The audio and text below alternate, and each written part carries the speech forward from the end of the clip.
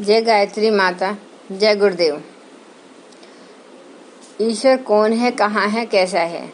यह पुस्तक पंडित श्री राम शर्मा आचार्य जी द्वारा लिखित है।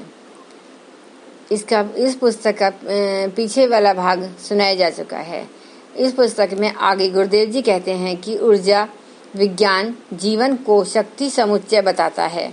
ध्वनि प्रकाश चुंबक की तरह है। ताप भी एक प्रचंड शक्ति है। प्राण उस ताप का ही एक विशिष्ट परिपाक है। शरीर में जो गर्मी पाई जाती है वही जीवन है। ठंडा होते ही प्राण मर जाता है। अस्तु ताप की एक विचित्र प्रक्रिया को जीवन धारा कहा जा सकता है। शरीर के विभिन्न क्रियाकलापों के पीछे ऊर्जा विज्ञान नियत स्थानों पर नियत धातुओं में नियत प्रकार की ऊर्जा को ही कारण मानते हैं। उनके कथनानुसार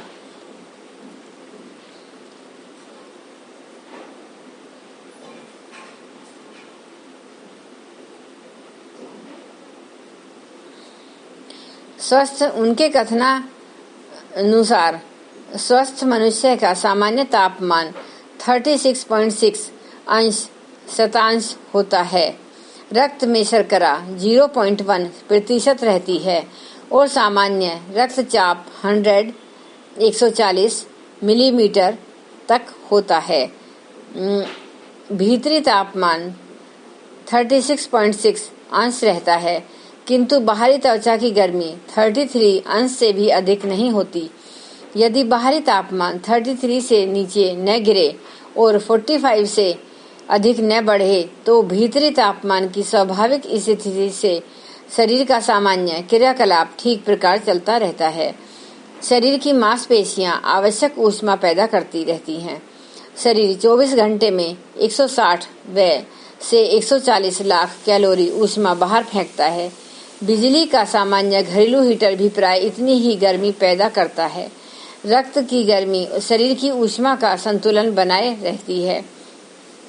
जब गर्मी की मात्रा बढ़ जाती है तो रक्त तेजी से शरीर में दौड़ने लगता है और आवश्यक गर्मी बाहर फेंक देता है, किंतु जब सर्दी होती है तो वह शरीर से ही ऊष्मा का संचय करने लगता है।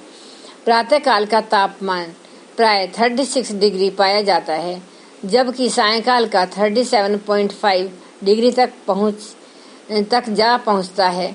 दिन की अपेक्षा रात को तापमान कुछ घटा हुआ रहता है। रीढ़ की हड्डी के ऊपर मस्तिष्क के नीचे शरीर का ताप नियंत्रक केंद्र है। वहां से शरीर की आवश्यकता अनुसार ताप को न्यूनाधिक किया जाता है। यदि इस केंद्र को कृत्रिम रूप से उल्टा प्रभावित कर दिया जाए तो घोर गर्मी में भी सर्दी की कंपी छूटेगी और घोर सर्दी में भी जेठ की दोपहरी जलती अनुभव होगी। जीवन का अस्तित्ववास।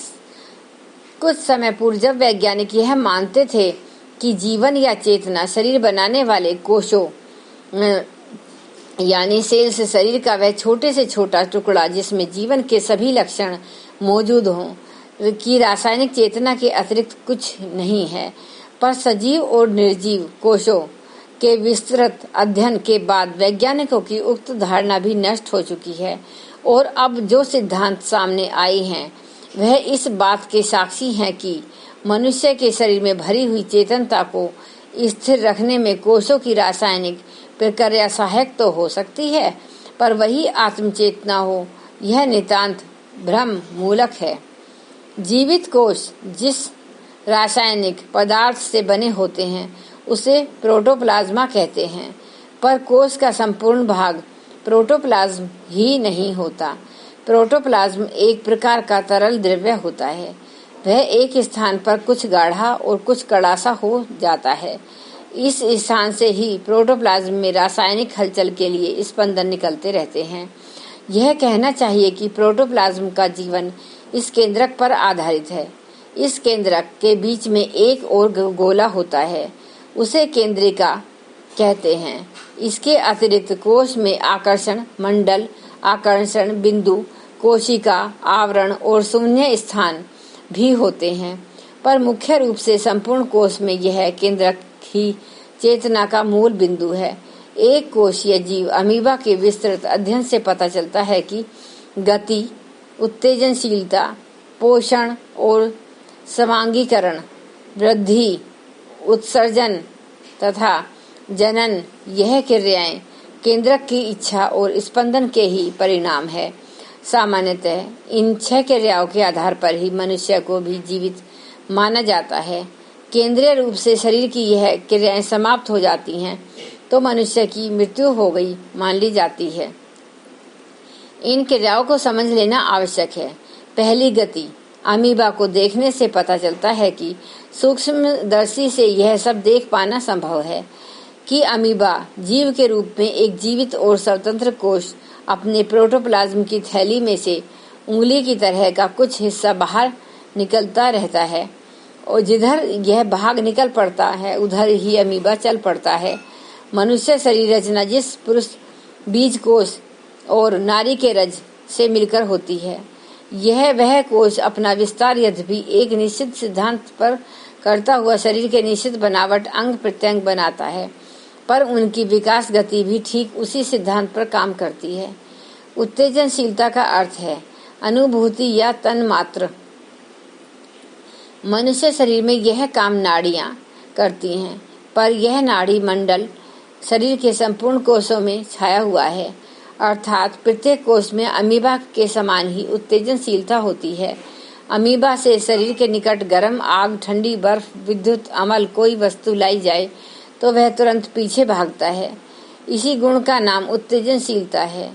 शरीर में यह क्रिया झटके से उस संकट से हाथ हटाने जैसी होती है।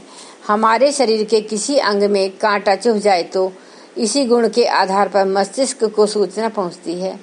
देखने में यह दर्द उंगली या शरीर के किसी भी हिस्से में होगा, पर उसका अनुभव मस्तिष्क कर रहा होगा, अर्थात मस्तिष्क वाली चेतना सारे शरीर में प्रत्येक कोष के अंदर के केंद्रक की तरह स्थित होकर काम करती है। पोषण और स्वांगीकरण का अर्थ है भोज्य पदार्थ को ग्रहण करना और उसे आत्मसात करके शरीर को शक्ति देना। अमीबा प्रोटोप्लाज्म से दो चोंच सी निकाल कर करता है। शरीर में भी पाचन क्रिया यद्यपि पेट में होती सी प्रतीत होती है, पर जिस तरह अमीबा ऑक्सीजन के सहयोग से भोजन किए हुए को प्रोटोप्लाज्म में बदलता है, उसी प्रकार पाचन संस्थान की सहायता से वह अन्य ही क्रम से है रस, रक्त, वीर्य, ओज परिवर्तित होकर सारे शरीर में आत्मसात होता रहता है।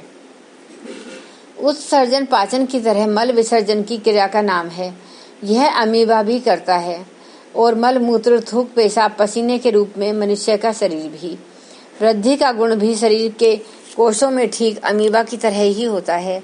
जिस प्रकार भोजन से अमीबा का प्रोटोप्लाज्म बढ़ता है, उसी प्रकार मनुष्य का शरीर भी।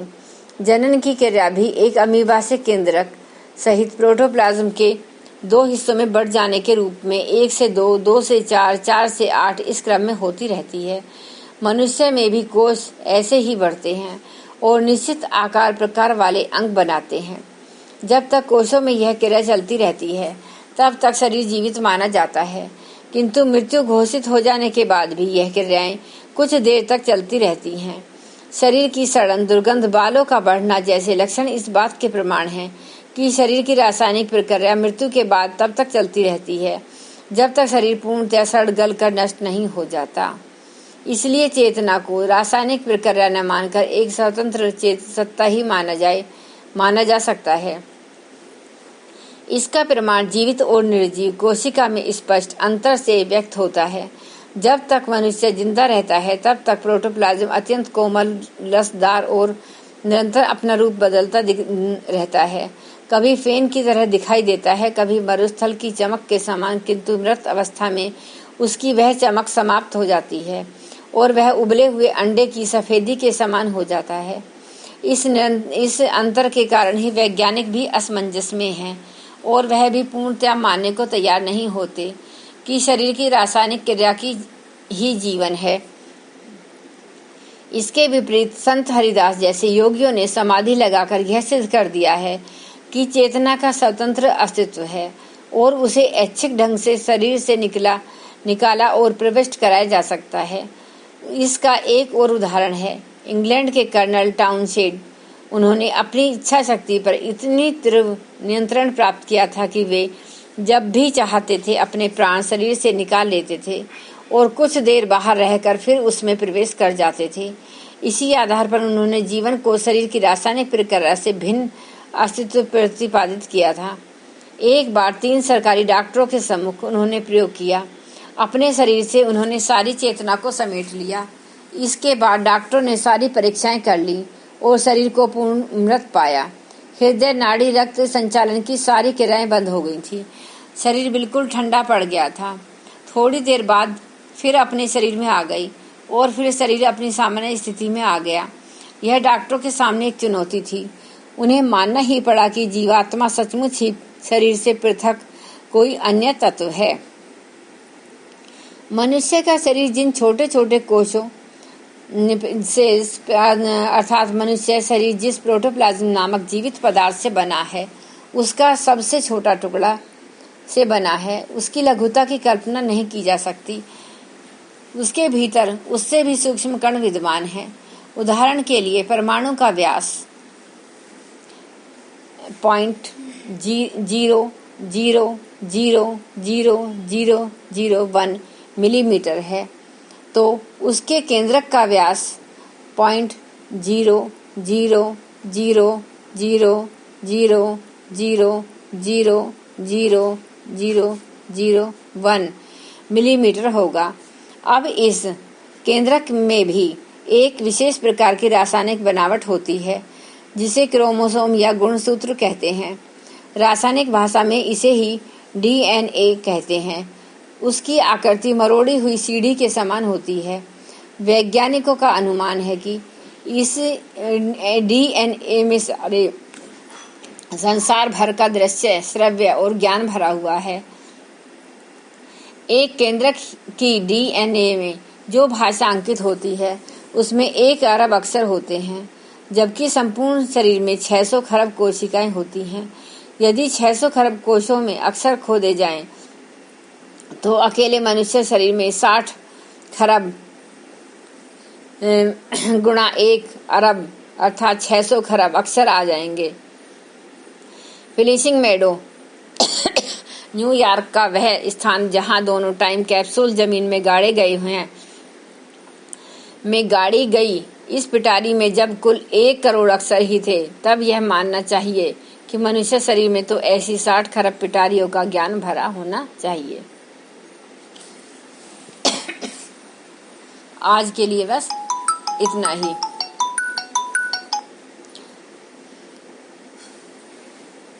अब एक बार गायत्री मंत्र का उच्चारण करते हैं।